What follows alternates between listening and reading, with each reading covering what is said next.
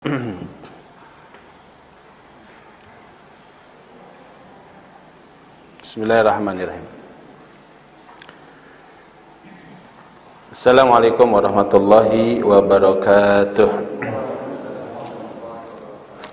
Alhamdulillahi wa kafa, wassalatu wassalamu ala nabiyil mustafa wa ala alihi wa ashabihi ahli sidqi wal wafa. Nahmaduhu subhanahu ala jazili in'amihi haqqa hamdih wa nashkuruhu subhanahu ala ghaziri fadlihi haqqa syukrih.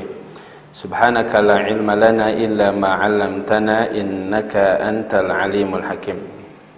Allahumma anfa'na bima 'allamtana wa 'allimna ma yanfa'una wa barik lana fima 'allamtana wa zidna ilman. Allahumma la sahla illa ma ja'altahu sahla wa anta taj'alul hazna idza syi'ta sahla. Taib hadirin jamaah salat maghrib rahimani wa rahimakumullah. Alhamdulillah, bersyukur atas semua nikmat yang telah Allah limpahkan kepada kita. Mudah-mudahan bertambah nikmat, bertambah syukur kita kepada Allah. Karena di hadapan Allah manusia hanya ada dua model, dua golongan, imma ayyakun 'abdan syakura wa imma ayyakun 'abdan kafura. Kalau tidak masuk golongan hamba ahli syukur, maka dia masuk golongan ahli kufur, itu manusia-manusia kufur, waliyadzubillah. Alhamdulillah, di kesempatan waktu antara maghrib dan isya ini kita isi dengan kajian ilmu, majelis ilmu. InsyaAllah setiap waktu yang kita habiskan menjadi ibadah salat di sisi Allah. Ini namanya intidharus salah ila salah, menunggu dari satu salat ke salat berikutnya. Dan ini sama juga kita mendapatkan pahala salat. Dan insyaallah dengan majelis ilmu ini banyak hikmah, banyak kebaikan yang akan kita dapatkan sebagaimana yang dijanjikan oleh Nabi sallallahu alaihi wasallam. Dapatkan as-sakinah, rahmatnya Allah, dikelilingi oleh para malaikat, dimudahkan jalan kita menuju surga, dan masih banyak lagi yang lainnya.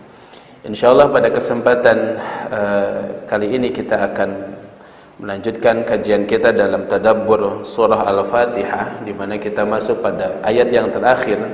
Di penggalan ayat yang terakhir fokus pada kalimat ghairil maghdubi alaihim waladdallin. Ya, itu penggalan dari ayat siratal ladzina an'amta alaihim. Itu adalah jalannya orang-orang yang telah engkau beri nikmat atas mereka.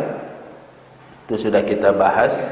Jalannya orang-orang yang telah mendapatkan nikmat, maka kita tidak perlu merasa rugi. Kita tidak perlu, jangan merasa sendiri, karena orang-orang yang kemudian mendapatkan nikmat dari Allah berupa nikmat hidayah, nikmat taufik, nikmat agama, nikmat beribadah, meskipun hidupnya penuh perjuangan, ya, maka sesungguhnya mereka adalah manusia-manusia mendapatkan nikmat. Siapa mereka itu?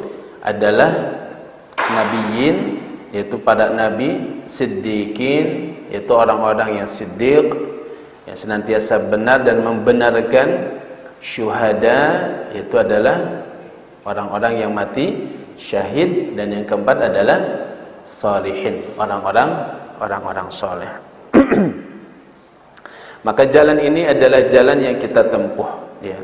Dan Nabi SAW pernah membuat satu garis lurus, ya. Nabi membuat garis lurus, khatta lana Nabi SAW khattan.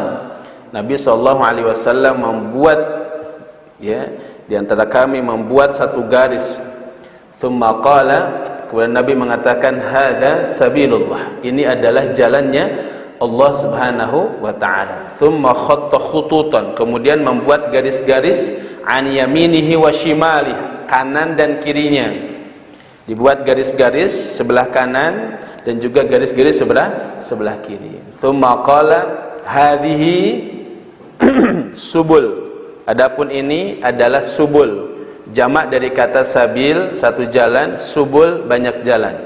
Hadhihi subul, ini adalah jalan-jalan. Wa ala kulli sabilin minha syaitan, dan di setiap jalan itu Di setiap jalan itu, di setiap gangnya, di pintunya ada syaitanun yad'u ilaih, yang menarik kita masuk ke dalamnya.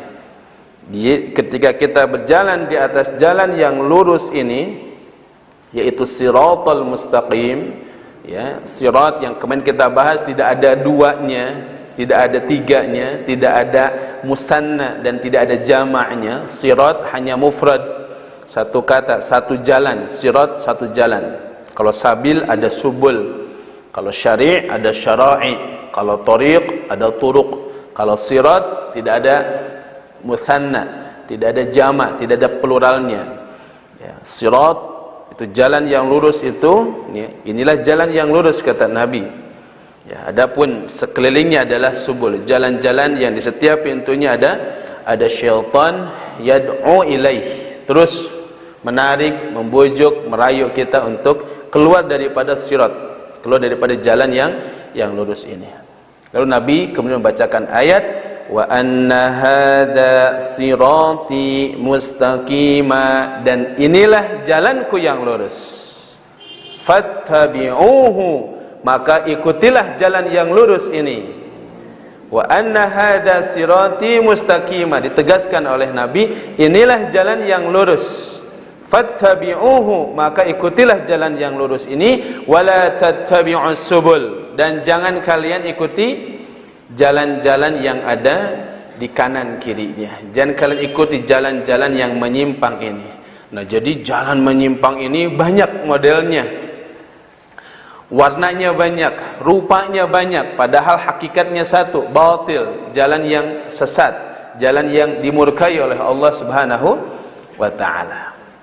Nah, ini hadirin Allah, kalau kita sampai ngikut jalan ini, fatafarraqu bikum an sabilih, maka pasti kemudian kita akan dipecah belah, ya. Syaitan akan kemudian membuat kita terpecah belah. Nah, ini yang kemudian diriwayatkan oleh Imam Ahmad dan yang lainnya, merupakan hadis yang sahih, diriwayatkan daripada sahabat Abdullah ibn Mas'ud radhiyallahu taala anhu.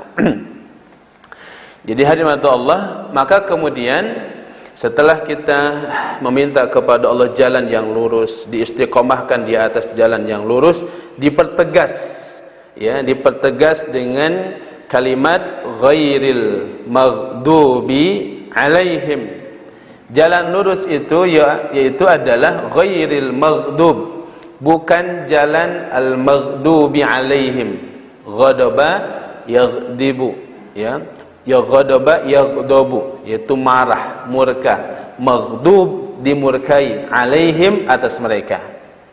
Jadi jalan yang lurus itu adalah ditegaskan bukan jalan al-maghdubi alaihim.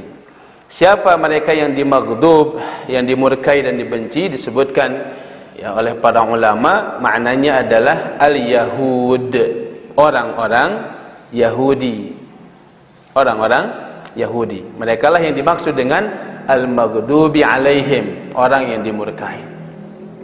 Lalu wala ad-dallin, juga bukan jalan ad-dallin, orang-orang yang tersesat.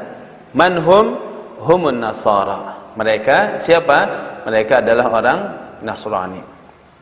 Jadi jalan yang lurus ini tadi disebutkan jalannya para nabi, para siddiqin, para syuhada, para salihin, dan jalan yang penuh dengan kenikmatan, ya. Jadi musibah itu meskipun didapatkan oleh para nabi, siddiqin, syuhada, salihin, tapi karena Allah jadi nikmat.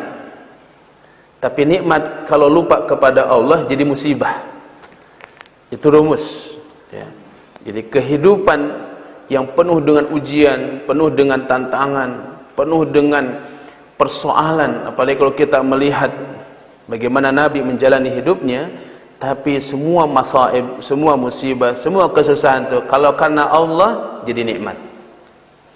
Tapi sebesar apapun kenikmatan duniawi yang tidak membawa Allah di dalamnya, lupa dari Allah, maka menjadi musibah. Lihat aja orang-orang yang penuh dengan kenikmatan tapi hidupnya tidak pernah merasa tenang, tidak pernah merasa bahagia, asal riuh terus, ya, nambah proyek, nambah riut, Ya, nambah pesanan, nambah pusing, nggak ada bahagianya.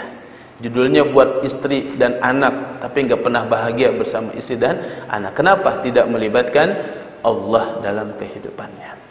Nah, kita tidak mau menjadi orang-orang yang seperti itu. Kita ingin jalannya orang-orang penuh nikmat. Nikmat dalam ibadah, nikmat dalam thalabul ilmi, nikmat di dalam berjuang, nikmat beramal soleh, nikmat berkorban. Itu semua adalah sebuah kenikmatan. Jalannya orang-orang yang penuh dengan kenikmatan, bertabur kenikmatan, dan akan disiapkan jannah nanti kalau dia meninggalkan dunia yang fana ini. Baik, hadirin mata Allah. Maka kemudian ketika kita